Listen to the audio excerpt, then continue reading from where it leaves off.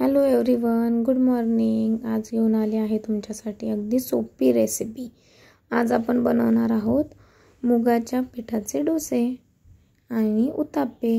आता हे मुगाचं पीठ म्हणजे अख्खे मूग आहे, जे गिरणीतून आपण दळून आणलेलं आहे। ते व्यवस्थित मी चाळून घेते। ॲक्च्युली त्यात एवढं काही नाहीच आहे, बट तरी पण एकदा ते चाळून घेतलेलं बरं। आता हे मुगाच्या पिठाचे जे डोसे बनतात त्यामध्ये तुम्ही फक्त मीठ आणि तिखट वगैरे ॲड करून करू शकतात। पण आपण जे बनवणार आहोत उत्तापे, त्यामध्ये आपण आपल्या घरी असणाऱ्या कांदा टोमॅटो सोबत आपल्या घरी जेवढ्या काही पालेभाज्या असतात त्या मी त्याच्यामध्ये ॲड करते। घरात मेथी आहे, पालक आहे, कांद्याची पात आहे, तर आपण पाहिजे त्या गोष्टी त्याच्यामध्ये ॲड करू शकतो। ते अजून जास्त चविष्ट लागतात।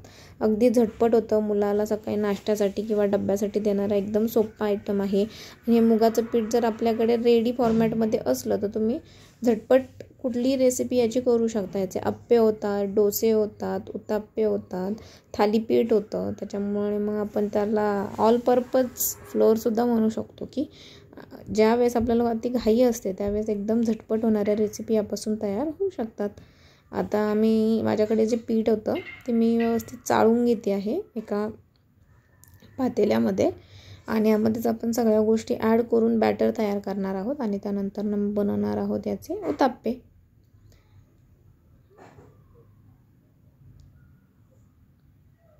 नाश्त्यासाठी एक वेगळा आयटम आहे। नेहमीच पोहे, शिरा, खिचडी हे जे आपण पदार्थ पुन्हा पुन्हा खातो त्यापेक्षा वेगळा काहीतरी आणि एकदम हेल्दी ऑप्शन किंवा सबस्टिट्यूट आहे हा। चला तर आपलं पीठ या ठिकाणी गाळून झालं आहे। माझ्याकडे घरामध्ये कांद्याची पात होती, त्यामुळं मग मी ह्याच्यात आज कांद्याची पात घालायचं ठरवलं आहे। छान अशी बारीक कांद्याची पात मी कट करून घेते आहे। तुमच्याकडे जे काही असेल म्हणजे त्याच्यामध्ये कोथिंबीर, त्यानंतर पालक, शेपू, ज्या काही भाज्या असतील तर तुम्ही त्यामध्ये घालू शकता। छान आता कांद्याची पात या ठिकाणी कट करून झालेली आहे। आता याच्यामध्ये आपण कांदा टोमॅटो पण घालणार आहोत।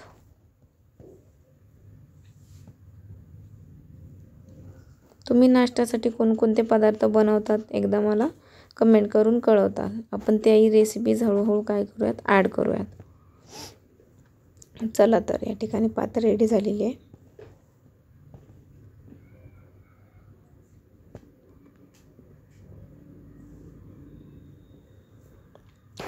आता घेऊयात कांदा।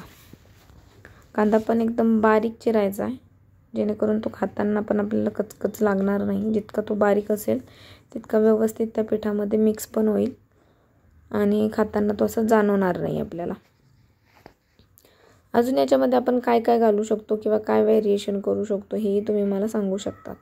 हे जे मुगाचं पीठ आहे हे एकदाच आपण जसं गव्हाचं पीठ वगैरे आणतो तसं मी एकदाच हे दळून आणते, जेणेकरून कधी जर उशीर झाला वगैरे तर डब्याला द्यायला बरं पडतं हे मुलाला।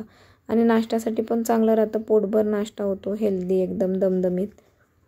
चला तर आता हे जे आपण कांदा कट केला होता ते आपण ग्राइंडरमध्ये टाकूयात आणि व्यवस्थित त्याला बारीक करून घेऊयात। आता हा जो ग्राइंडर आहे हा हाताने यूज करायचा आहे माझ्याकडे। जेव्हा कधी मला डोसा वगैरे बनवताना बारीक अगदी कांदा हवा असतो त्यावेळेस मी याचा यूज करते। याच्यामध्ये एकदम फाईन असा बारीक कांदा तयार होतो।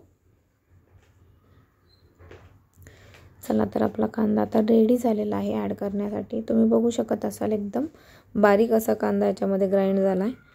आता पेस्ट बनवूयात। त्याच्यामध्ये आपण जारमध्ये घेतलेला आहे लसूण, घेतला आहे गावरान काही, आणि मिरच्या घेतो आहे। आता मी या ठिकाणी हिरव्या मिरचीचा उत्तापा बनवते आहे। तुम्हाला पाहिजे असल्यास तुम्ही त्या ठिकाणी लाल तिखटाचाही वापर करू शकता। तुमच्या चॉईसनुसार तुम्ही जसं हवं तसं बनवू शकता। ह्याच्यामध्ये थोडेसे आपण जिरे ॲड करणार आहोत या टायमिंगला। जिरे थोडेसे वाटणासोबत गेले तर अजून जास्त चव देतात, त्यामुळे अख्खे जिरे वापरण्याऐवजी आपण वाटून घालणार आहोत यामध्ये। कोथिंबीर ऑब्व्हियसली त्याच्यामध्ये आपण घालणार आहोत, त्याच्यामुळे कलर अजून जास्त छान येईल, हिरवा पण येईल आणि त्याची टेस्टही छान लागेल आपल्याला। चला कापलेल्या वस्तू त्या पिठामध्ये ॲड करूयात। सगळ्यात आधी जी आपण कांद्याची पात कापली होती ती आपण ॲड केलेली आहे। त्यानंतर जो बारीक केलेला कांदा होता तो आपण ॲड करतो आहोत। त्यानंतर आपण मिक्सरमध्ये जी पेस्ट केलेली आहे लसूण, जिरे आणि कोथिंबीरची, तर ती पण आपण याच्या मिरची वगैरे घालून तर ती पण आपण आता या स्टेजला त्याच्यामध्ये ॲड करतो आहोत. आणि मिक्सचर ज्यावेळेस रेडी होईल त्यावेळेस एक 5-10 मिनिट त्याला थोडंसं ठेवायचं साईडला सेट व्हायला, म्हणजे सगळे चव एकत्र व्यवस्थित होतील. आत्ताच यामध्ये आपण मीठ ॲड करून घेऊयात. मीठ ॲड केल्यानंतर थोडीशी मी त्याच्यामध्ये हळदसुद्धा ॲड करणार आहे.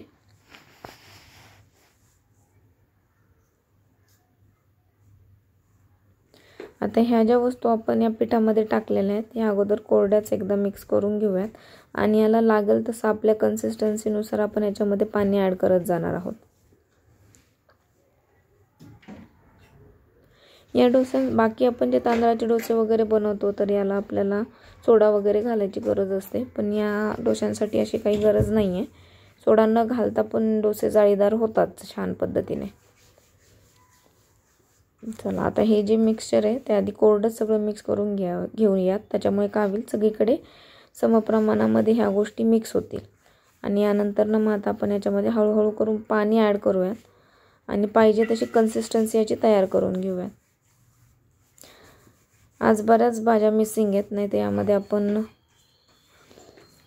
मेथी, पालक ह्यासुद्धा ॲड करू शकलो असतो. अजून जास्त हेल्दी आणि पौष्टिक नाश्ता तयार होईल. मुलं असे भाज्या खायला कानकून करतात, पण ज्यावेळेस तुम्ही त्यांना थालीपीठ किंवा असं डोशामधून एकदम बारीक चिरून देतात तर त्यावेळेस ते खाल्लं जातं मुलांकडून सुद्धा.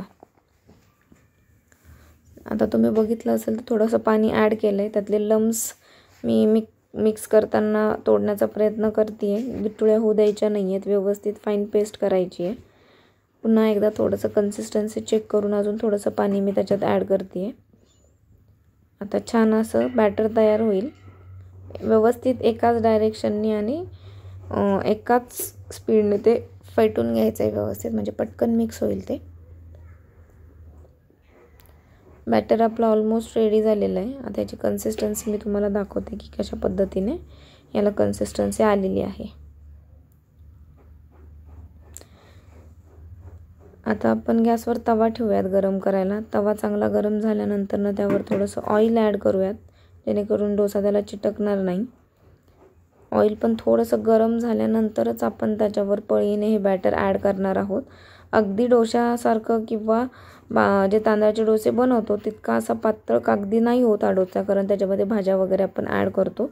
पण तरीसुद्धा त्याच क्वालिटीचा तेवढाच असा छान डोसा तयार होतो आणि खायलाही आपल्याला तो चांगला लागतो.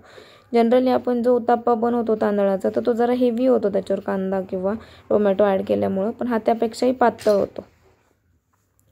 ते जे मी तेल टाकले ते व्यवस्थित पूर्ण सगळीकडे पसरवून घेतलं आहे तव्यावर. आता मी हे बॅटर एका पळीच्या साहाय्याने त्याच्यावर ॲड करते. बॅटर टाकताना गॅस हा फुल हवा आहे. जोपर्यंत तुम्ही बॅटर त्याच्यावर टाकतात त्यानंतर तुम्ही गॅस बारीक करू शकता. आता मला पाहिजे तितकं बॅटर मी ॲड करून घेतलं आहे. त्यानंतर पळीने त्याला गोल असा आकार दिला आहे. पळी फिरवून सगळीकडे समान असा आकार द्यायचा आहे किंवा एकच लेअर तयार करायची आहे. ते झाल्यानंतर एक 4-5 सेकंद त्याला व्यवस्थित भाजून द्यायचं आहे. पलटायला घाई करायची नाही आहे. जेव्हा ते व्यवस्थित भाजेल तर ऑटोमॅटिक कडा सुटायला सुरुवात होईल. आता मी थोडंसं ते सेटल झाल्यानंतर ऑइल टाकते आहे साईडला आणि तेच मी व्यवस्थित सगळ्या किनाऱ्यांना फिरवून घेते आहे. पॅन नाही आता सध्या मी तवा मांडल्यामुळे मग मी पक्कडच्या हेल्पने सगळीकडून ते ऑइल असं व्यवस्थित लागेल याचं प्रिकॉशन घेतलं आहे. सगळ्या काठांना ते ऑइल व्यवस्थित लागले गोलाकार. आता त्या काठा ऑटोमॅटिक सुटतील आणि डोसा आपला तव्याला चिटकणार नाही. हे बघा या ठिकाणी कडा कशा सुटल्यात, गोल्डन झाल्यात आणि व्यवस्थित पद्धतीने आपण त्याला पलटू शकू. पलटल्यानंतर तुम्हाला आता दिसत असेल की व्यवस्थित असे स्पॉन्जी झाल्यासारखा दिसतोय. त्याला जाळी पडलेली आहे, क्रिस्पी झाला आहे मस्त. आणि भाज्या पण त्याच्यात एकदम बारीक चिरून टाकल्यामुळे कुठे आपल्याला दिसतही नाही आहे. त्यामुळे मुलं व्यवस्थित पराठा म्हणूयात याला किंवा उत्तप्पा म्हणूयात मूग डाळीचा तर डोसा तो व्यवस्थित खातात. तर रेडी झाल्यानंतर एका चाळणीवर मी तो काढते. जर प्लेटमध्ये काढलं तर त्याला गरम असल्यामुळे घाम सुटून तो ओला होण्याची शक्यता असतो. त्याच्यामुळे काढताना मोस्टली गरम वस्तू चाळणीत काढाव्यात. प्लेटिंग पण आपली छान झालेली आहे. कशी वाटली तुम्हाला ही रेसिपी मला नक्की कळवा.